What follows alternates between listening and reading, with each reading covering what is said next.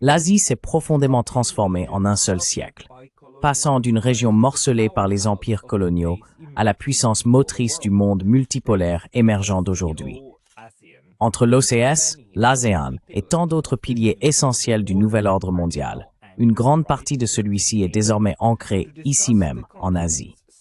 Pour discuter du succès remarquable du continent et de son avenir, je reçois aujourd'hui le diplomate et universitaire singapourien prolifique, le Dr Kishore Mahbubani, auteur de Has China Won, The Asian 21st Century et Living the Asian Century.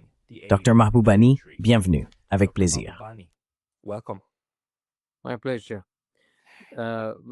Au fait, vous pouvez m'appeler ambassadeur ou professeur, mais je ne suis pas docteur.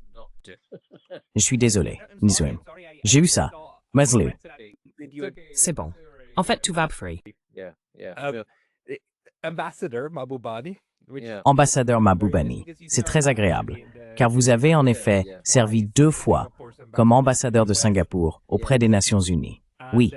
Alors, pouvez-vous me dire, partagez-vous mon analyse selon laquelle l'Asie va réellement devenir l'un des nouveaux centres de ce monde multipolaire?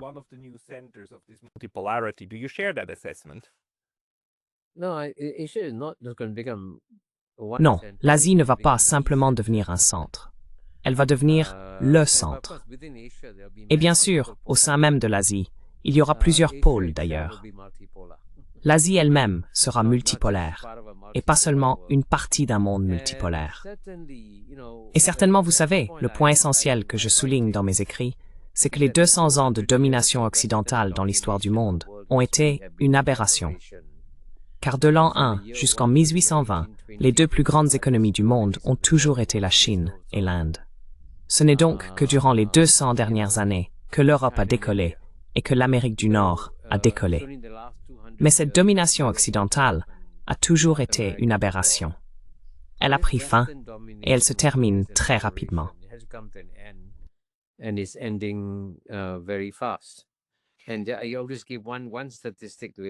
je donne toujours une statistique pour illustrer cela.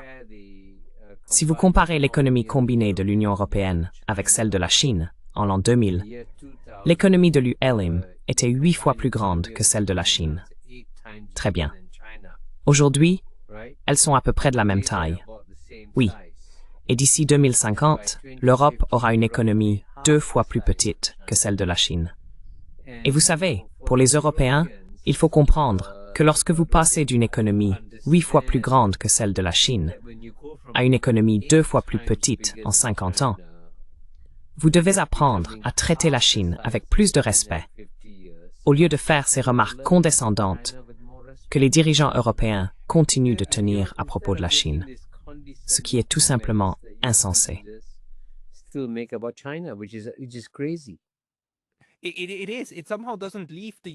C'est vrai. D'une certaine manière, cela ne quitte jamais vraiment l'esprit européen. Ils continuent de croire que tout tourne autour d'eux. Mais désormais, la réalité les rattrape très vite. L'un de nos collègues, Glenn Diesen, a avancé cet argument dans un livre.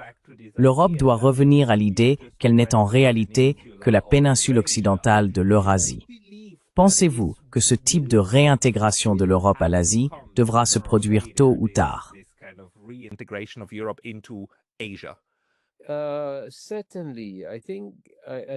Certainement. Je pense qu'il est important que les Européens comprennent que, si l'on regarde objectivement le monde d'aujourd'hui, l'Europe représente le passé. Je veux dire, elle représente d'ailleurs un passé magnifique. Et donc, je crois réellement que l'Europe va devenir d'une certaine manière un très beau musée pour le monde. Les États-Unis d'Amérique représentent le présent, mais l'Asie représente l'avenir. C'est de là que viendra toute la croissance future. Il vaut mieux que les Européens s'adaptent à ce changement à l'avance, plutôt que de le résister.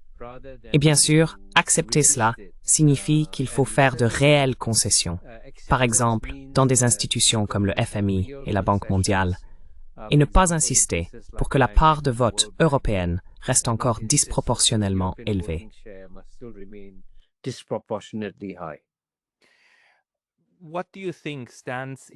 Qu'est-ce qui, selon vous, empêche cet ordre de changer pacifiquement?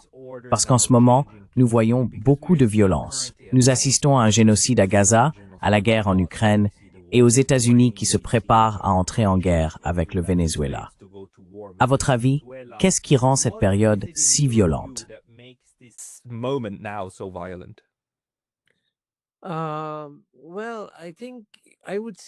Eh bien, je dirais que, dans l'ensemble, la guerre en Ukraine est sans aucun doute une tragédie et l'invasion russe de l'Ukraine est illégale. Elle doit être condamnée. Mais en même temps, c'est une guerre qui aurait pu être évitée si les Européens avaient fait preuve d'un minimum de compétences géopolitiques. L'incompétence géopolitique européenne est également responsable de cette guerre, car ils ont complètement ignoré certaines préoccupations de sécurité réelles et légitimes de la Russie dans la période qui l'a précédée. Et bien sûr, la guerre à Gaza est une tragédie, et une guerre au Venezuela en serait une aussi. Mais si l'on regarde l'Asie, ce qui est frappant, c'est que la Chine a réussi à faire croître son économie de manière spectaculaire, comme je viens de le mentionner, pour atteindre la taille de l'Union européenne, alors qu'elle n'en représentait qu'un huitième en l'an 2000. La Chine a accompli cette ascension pacifiquement. Et normalement, lorsque de grandes puissances émergent, cela ne se fait jamais pacifiquement. Je veux dire, Graham Allison, dans son livre Destined for War, a dit que les Américains ne devraient pas souhaiter que la Chine soit comme l'Amérique. Car lorsque l'Amérique est devenue une grande puissance dans les années 1890, ce fut très violent. Elle a déclaré la guerre à l'Espagne, conquis les Philippines et soumis certains de ses voisins.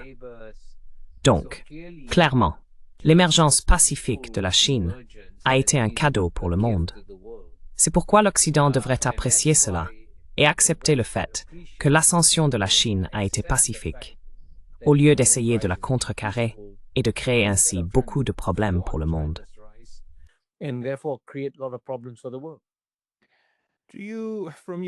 D'après votre expérience de diplomate ayant beaucoup interagi avec les Européens et les Américains, l'Occident en général, pensez-vous qu'ils en soient capables? Pensez-vous qu'ils puissent dépasser leurs propres limites et dire réellement « D'accord, très bien, cette fois, nous allons essayer d'aborder les autres sur un pied d'égalité ». Oui, désolé. Pensez-vous que l'Occident soit enfin capable de comprendre qu'il doit aborder les autres sur un pied d'égalité, au lieu de les réprimander sans cesse pour toutes sortes de choses prétendues?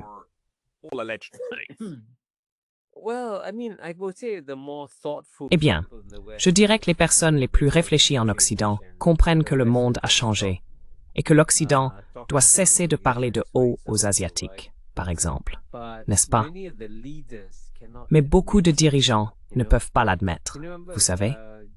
Vous vous souvenez que le président Joe Biden a déclaré célèbrement que les Chinois avaient pour objectif de devenir la première puissance mondiale. Mais il a ajouté « Cela n'arrivera pas pendant mon mandat ». Aucun président américain ne veut être le président des États-Unis au moment où le pays devient la deuxième puissance mondiale. Cela montre donc un certain manque de réalisme, car à un moment donné, je ne sais pas quand, l'économie chinoise deviendra la plus grande du monde.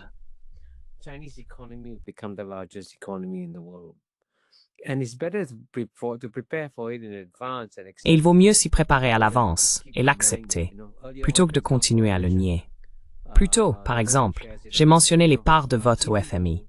Même si l'UEM et la Chine sont à peu près de la même taille, chacune représentant environ 17 à 18% du PNB mondial, la part de vote de l'UEM au FMI est de 27%, tandis que celle de la Chine est de 6%.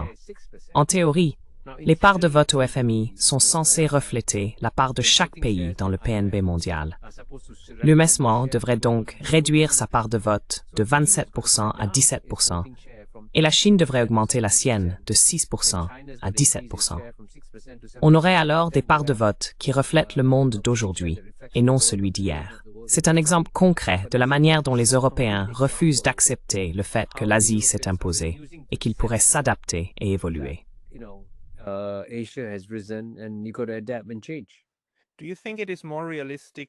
Penses-tu qu'il soit plus réaliste d'essayer d'inciter l'Occident à réellement adapter ses institutions, ou est-il plus logique d'en créer de nouvelles? Parce qu'il me semble que, surtout au sein des BRICS, l'idée actuelle est « construisons la nouvelle infrastructure ». Et si l'Occident veut un jour nous rejoindre, peut-être plus tard, il le pourra. Mais avançons dès maintenant.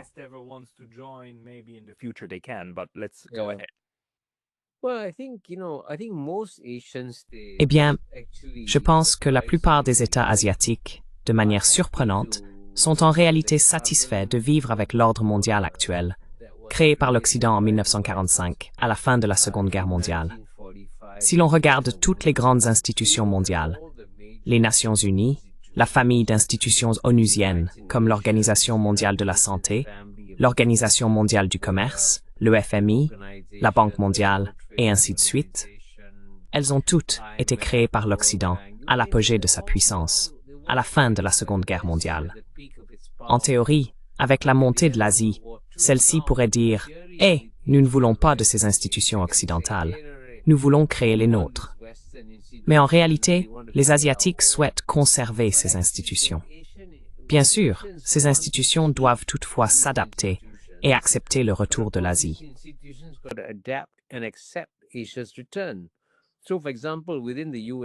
Ainsi, par exemple, au sein de l'ONU, il y a le Conseil de sécurité.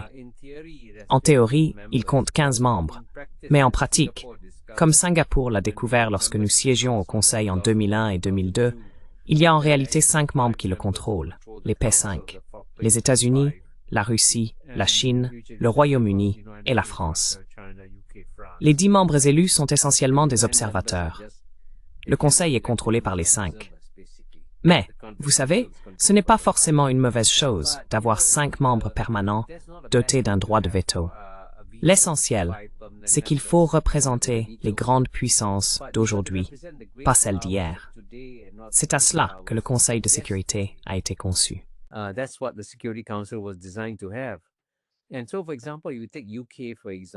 Alors, par exemple, prenons le Royaume-Uni, d'accord?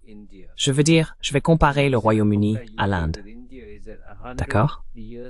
La raison pour laquelle je les compare, c'est qu'il y a 100 ans, les Britanniques pouvaient gouverner l'Inde sans difficulté. C'est stupéfiant qu'environ 100 000 Anglais aient pu dominer 300 millions d'Indiens. Incroyable, non? Ce monde-là, bien sûr, ne reviendra jamais.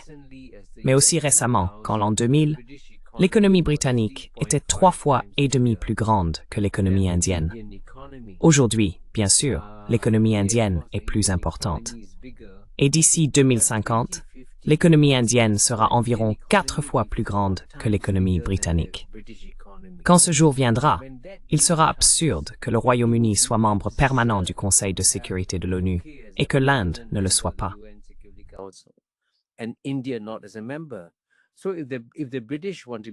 Donc, si les Britanniques veulent faire preuve de grâce à ce sujet, ils devraient dire « Très bien, l'Inde est désormais un pays bien plus puissant que nous. » Les Britanniques devraient, avec élégance, renoncer à leur siège permanent au Conseil de sécurité de l'ONU au profit de l'Inde.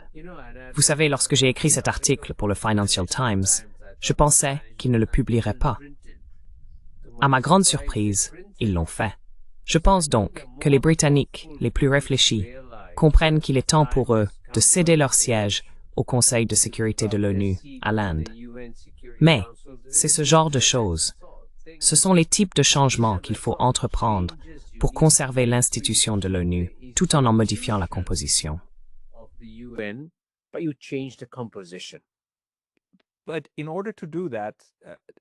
Mais pour cela, les Britanniques devraient le faire volontairement, et les 4 autres membres du Conseil de sécurité devraient également l'accepter, car les États-Unis pourraient y opposer leur veto.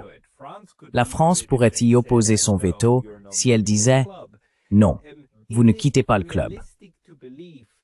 Est-il réaliste de croire que ces puissances en déclin ont la capacité de dire réellement « Très bien, pour le bien commun, nous devons nous priver de notre pouvoir et en donner à d'autres ». Ce n'est pas quelque chose que l'on voit souvent en politique internationale, n'est-ce pas?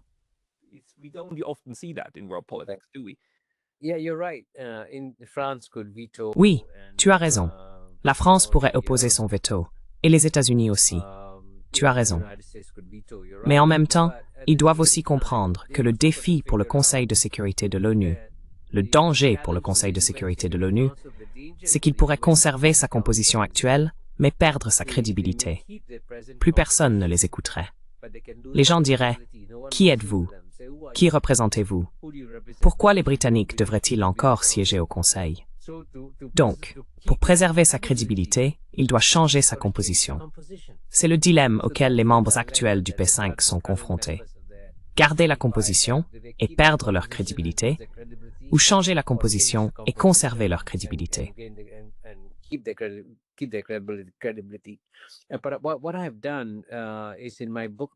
Ce que j'ai fait dans mon livre, La Grande Convergence, c'est proposer une formule complète pour réformer le Conseil de sécurité de l'ONU.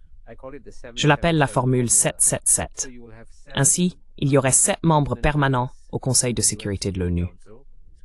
Ces 7 seraient bien sûr les États-Unis, la Russie, la Chine, l'Union européenne avec un siège commun, puis comme nouveaux membres, l'Inde, le Brésil, et pour l'Afrique, soit l'Afrique du Sud, soit le Nigeria. Donc, 7 membres permanents. Ensuite, il y aurait 7 membres semi-permanents, car vous savez, pour chaque nouveau membre qui souhaite entrer, il y a toujours un voisin qui dit « Pourquoi pas moi ?»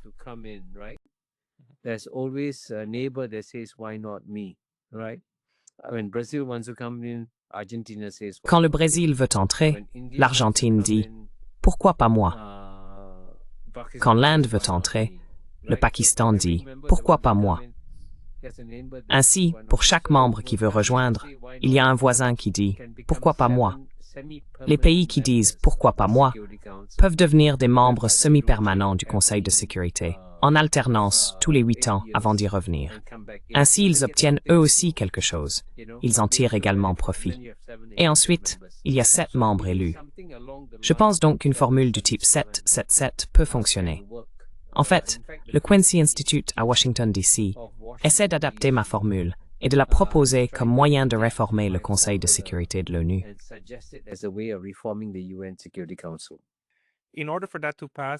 Pour que cela soit adopté, il faudrait modifier la Charte des Nations Unies, n'est-ce pas? Et cela devrait passer par l'Assemblée générale et le Conseil de sécurité. Donc pour l'Assemblée générale, faudrait-il simplement une majorité simple ou davantage?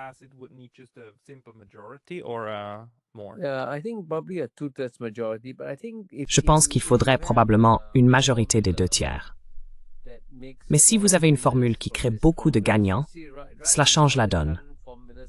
Vous voyez, en ce moment, les formules actuelles créent des perdants, pas des gagnants, pour beaucoup de pays. Mais la formule que j'ai proposée crée environ 30 à 40 gagnants. Et donc, ces gagnants ont intérêt à voter pour elle. Comment le vendre à ceux qui devraient accepter de réduire leur pouvoir relatif? En fait, vous savez quoi? Pour les petits États, c'est mieux pour eux s'ils n'ont pas à rivaliser avec les puissances moyennes au Conseil de sécurité de l'ONU. Parce que si vous regardez attentivement l'histoire du Conseil, certaines puissances moyennes, comme le Brésil par exemple, reviennent tous les 8 ou 10 ans, vous voyez. Et alors, les petits États n'ont aucune chance d'être élus. Ils doivent se présenter contre les Brésil, les Indes, les Japon et tout ça. Mais selon ma formule, les puissances moyennes sont dans une catégorie distincte. Ainsi, les petits États rivaliseront entre eux et ils auront plus de possibilités de participer, vous voyez. Il y aura donc plus de place. Et si vous regardez bien, il y aura plus d'occasions pour les petits États d'être élus selon ma formule.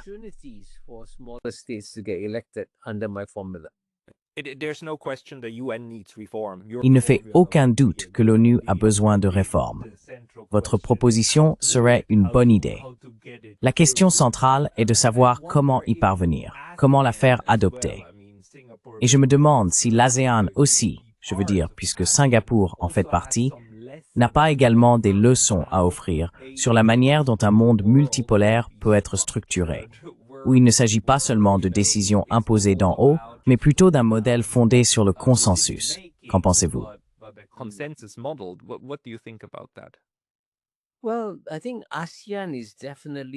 Eh bien, je pense que l'ASEAN est définitivement un modèle pour le monde. Parce que, je veux dire, nous n'avons pas encore abordé certains des autres changements qui se produisent dans le monde. Et je dis toujours que le nouveau monde qui arrive est ce que j'appelle un monde 3M, vous savez. Les 3M signifient qu'il sera multicivilisationnel, multipolaire et multilatéral. Et la raison pour laquelle le monde doit étudier l'ASEAN, c'est que l'ASEAN multicivilisationnel le plus réussi au monde. En fait, aucune autre région n'est aussi diversifiée que l'Asie du Sud-Est.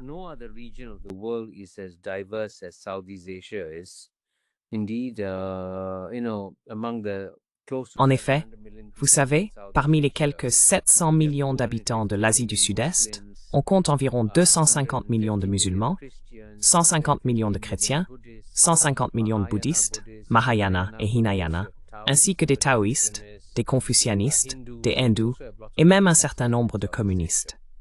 C'est donc, de loin, la région la plus diversifiée de la planète. Pourtant, elle a su se préserver comme une oasis de paix et de prospérité. Ce que l'ASEAN a accompli, c'est offrir au monde un laboratoire multicivilisationnel, démontrant comment différentes civilisations peuvent coexister pacifiquement. Et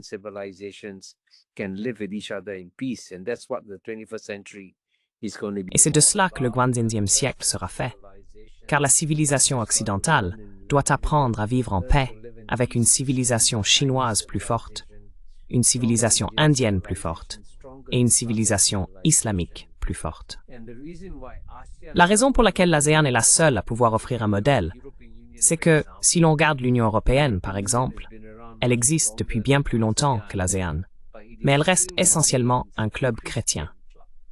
Et, vous savez, la Turquie a demandé à y adhérer depuis, je ne sais pas, 30 ou 40 ans maintenant.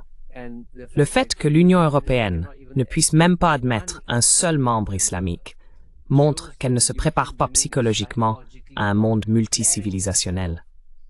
Mais l'ASEAN montre au monde comment vivre dans un monde multicivilisationnel.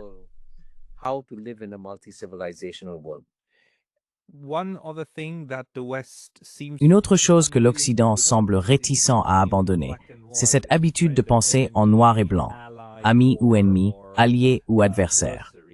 Mais l'ASEAN et l'Asie en général ne suivent pas cette voie. Le reste du monde ne tend pas à former toujours plus d'alliances. Comment voyez-vous la structure de sécurité, concrètement? Que pouvons-nous apprendre de la manière dont l'Asie a organisé sa structure de sécurité?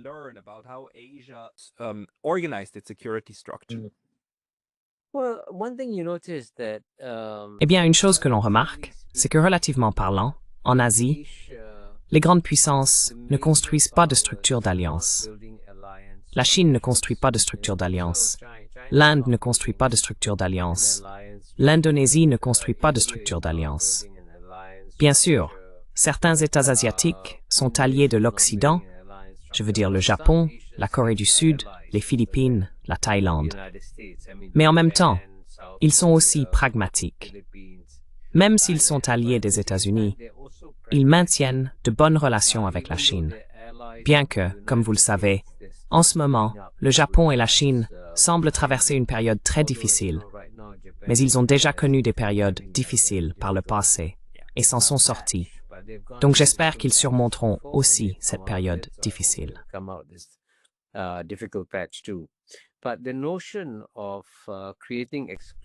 Mais l'idée de créer des alliances exclusives ne fait pas partie de la tradition asiatique, car nous sommes beaucoup plus inclusifs.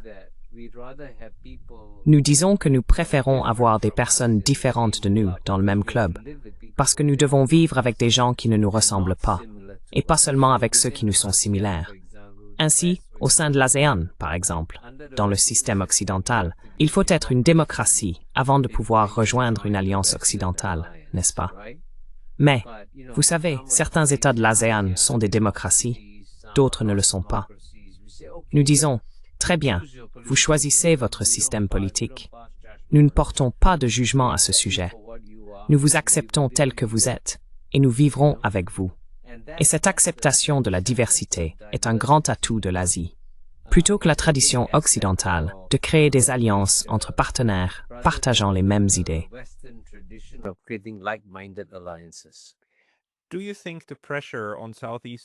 Pensez-vous que la pression sur l'Asie du Sud-Est et d'autres régions va s'intensifier pour établir des liens de sécurité plus équilibrés? Autrement dit, pour ne pas mettre tous leurs œufs dans le même panier. Singapour semble particulièrement prise dans cette tension. Faisons-nous partie intégrante du système d'alliance des États-Unis ou non? À mon avis, la pression augmentera pour que les pays adoptent une position plus neutre, dans le sens d'avoir davantage de partenaires. Quelle est votre opinion?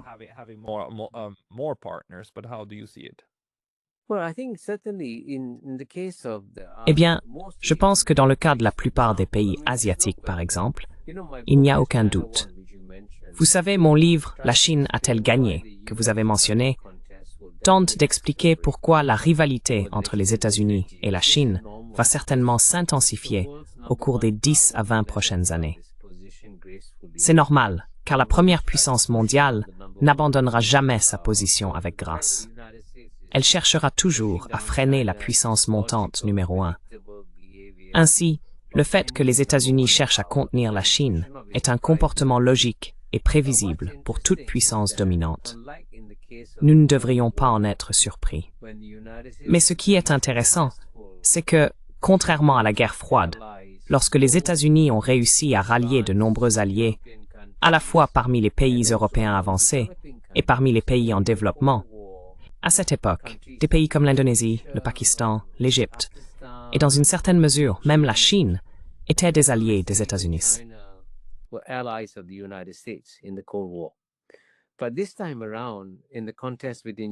Mais cette fois-ci, dans la compétition entre les États-Unis et la Chine, presque tous les grands pays du monde, en particulier ceux du Sud global, ont déclaré « Nous ne prendrons pas parti.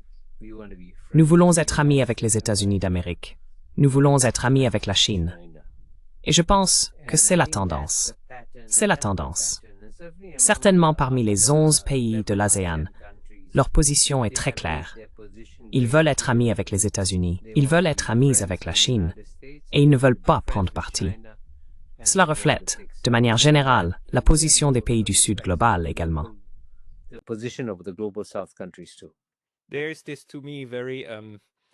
Il y a une vidéo très révélatrice, à mon sens, du ministre des Affaires étrangères de l'Inde, M. Jaishankar, lors d'une interview il y a environ 1 an et demi ou 2 ans.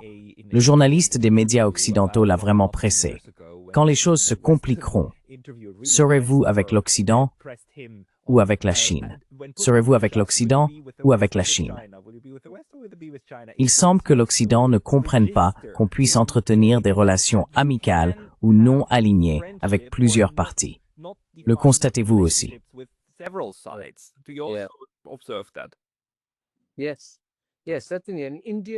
Oui, certainement. Et l'Inde émergera comme un pôle fort et indépendant dans un monde multipolaire. Vous savez, je vous ai déjà donné l'exemple de la rapidité avec laquelle l'économie indienne croît par rapport à l'économie britannique.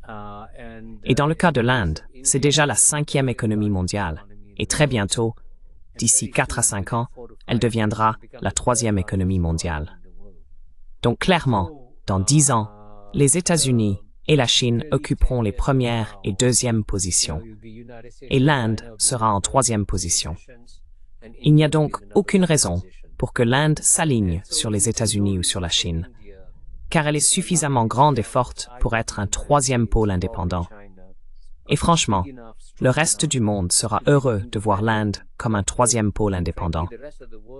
Car si ce 3e pôle indépendant ne prend pas parti, il offre une couverture politique à d'autres pays pour ne pas prendre parti non plus dans cette rivalité entre les États-Unis et la Chine. Une question très concrète. Pensez-vous qu'il soit temps de commencer à réformer cette partie très ancienne du droit international, le droit de la neutralité, afin de l'adapter à cette idée moderne d'être multi-aligné?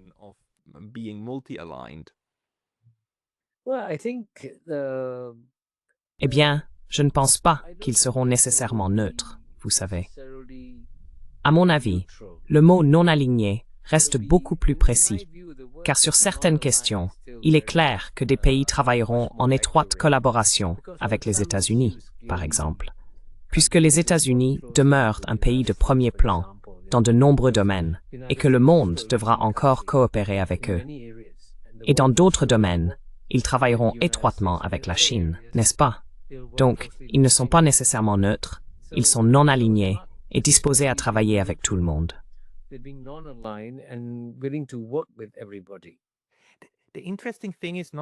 Ce qui est intéressant, c'est que le non-alignement n'a jamais été codifié en droit international, du moins pas de manière comparable à la codification de la neutralité. Pensez-vous que l'ONU devrait travailler sur des principes et des normes de non-alignement afin de les rendre plus utiles?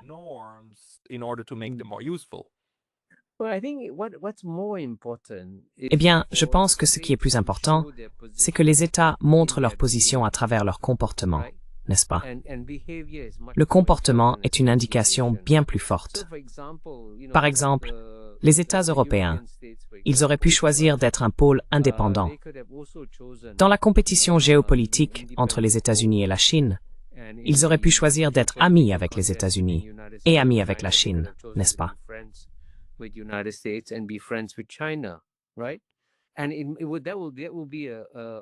Et ce serait une chose sensée à faire pour l'Europe, car à bien des égards, à long terme, le plus grand défi pour l'Europe ne viendra pas de la Russie, n'est-ce pas?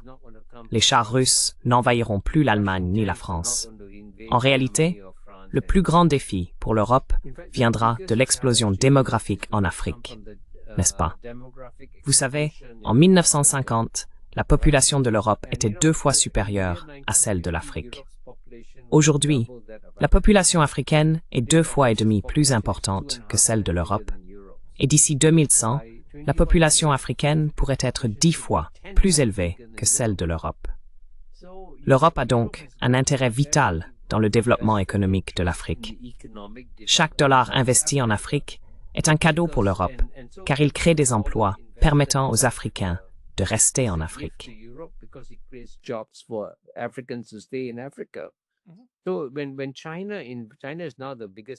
Ainsi, lorsque la Chine est aujourd'hui le plus grand investisseur en Afrique, lorsque la Chine investit en Afrique, l'Europe devrait envoyer une note de remerciement à la Chine et dire « Merci d'investir en Afrique, car vous créez des emplois en Afrique. » Mais au lieu de remercier la Chine pour ses investissements en Afrique, les Européens ont démontré leur incompétence géopolitique en la sanctionnant, en la critiquant pour ses investissements là-bas.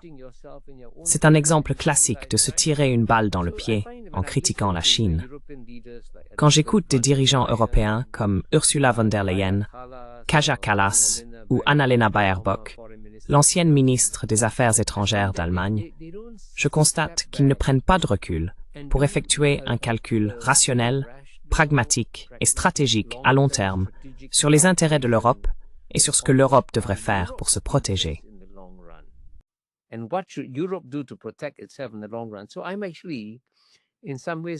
Donc, en réalité, je suis d'une certaine manière le meilleur ami que l'Europe puisse avoir, parce que j'essaie de dire aux Européens, regardez d'abord vos propres intérêts.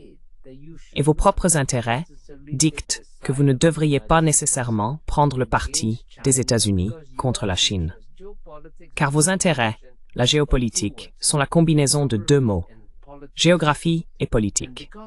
Et comme la géographie de l'Europe est différente de celle des États-Unis, il est logique que l'Europe dise « D'accord, en ce qui concerne notre géographie, nous devons d'abord travailler avec la Chine pour créer des emplois en Afrique, n'est-ce pas?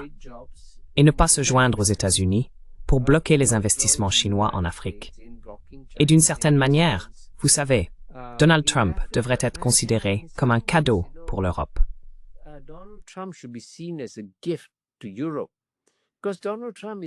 Parce que Donald Trump dit « Ma mission n'est pas de rendre l'Europe à nouveau grande.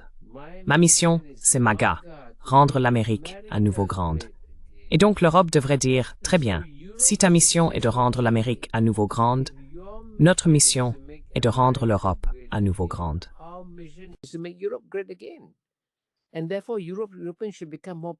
Par conséquent, les Européens devraient adopter une approche plus pragmatique dans la manière dont ils gèrent leurs enjeux géopolitiques. Mais comme Henry Kissinger me l'a dit lors de notre dernier entretien en tête-à-tête, la qualité d'esprit des dirigeants européens a beaucoup diminué. Ils ne sont plus capables de s'engager dans une réflexion stratégique à long terme, comme pouvaient le faire les générations précédentes de dirigeants.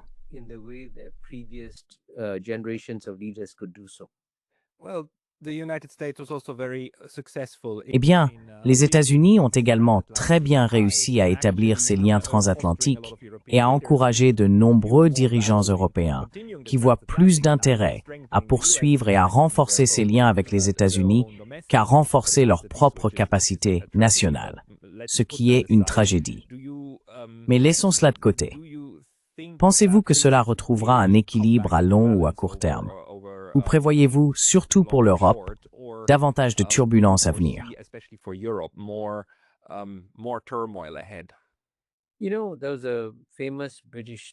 Vous savez, il y avait un célèbre homme d'État britannique, Lord Palmerston, je crois qu'il s'appelait ainsi, qui disait que les pays n'ont pas d'amis permanents, ni d'ennemis permanents. Ils n'ont que des intérêts permanents. Pendant la guerre froide, ce n'était pas les valeurs qui ont rapproché les États-Unis et l'Union européenne. Il y a eu une convergence d'intérêts. Les deux se sentaient également menacés par l'Union soviétique. Et ils se sont dit, d'accord, si nous avons un ennemi commun, nous coopérons, n'est-ce pas? L'Union soviétique se trouvait juste à la frontière de l'Europe. En fait, les chars soviétiques étaient très proches de l'Allemagne. Il était donc logique pour l'Allemagne de former une alliance étroite avec les États-Unis d'Amérique.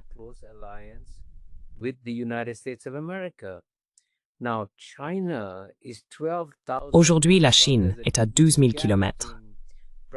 Il y a un écart entre Bruxelles et Pékin de quoi? 12 000 kilomètres ou plus. La Chine n'est pas une menace pour l'Europe. Donc vous savez, dans ce cas, si vous voulez défendre vos propres intérêts, comme d'ailleurs Donald Trump, pour être juste envers lui, défend très bien les intérêts américains, n'est-ce pas? Il prend soin des intérêts américains. Alors je pense que l'Europe devrait aussi apprendre à défendre ses propres intérêts et à déterminer où ses intérêts convergent et où ils divergent. Parce qu'à long terme, les alliances géopolitiques ne reposent pas sur des valeurs. Elles reposent sur des intérêts, comme l'a dit Lord Palmerston.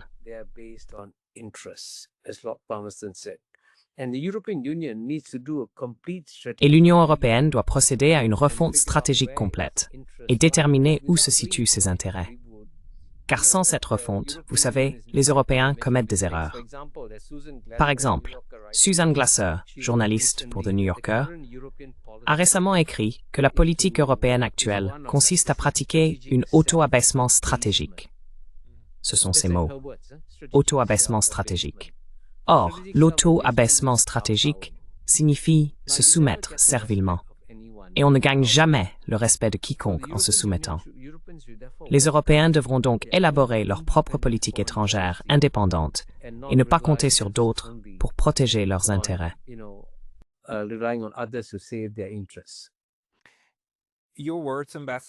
Vos propos, Monsieur l'ambassadeur, résonnent aux oreilles des Européens, ou du moins de l'Union européenne. Je dois faire très attention à votre emploi du temps, et je vous remercie beaucoup d'avoir pris le temps de nous parler. Pour les personnes qui souhaitent vous suivre, existe-t-il un endroit où vous publiez régulièrement vos analyses?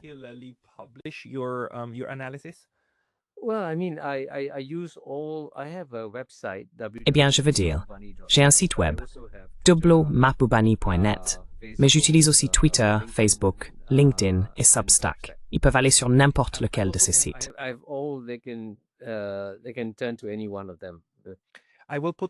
Je mettrai les liens vers toutes ces ressources dans la description de cette vidéo ci-dessous. Monsieur l'ambassadeur Mahboubani, merci beaucoup pour votre temps aujourd'hui. Merci beaucoup. Merci infiniment. Thanks a lot.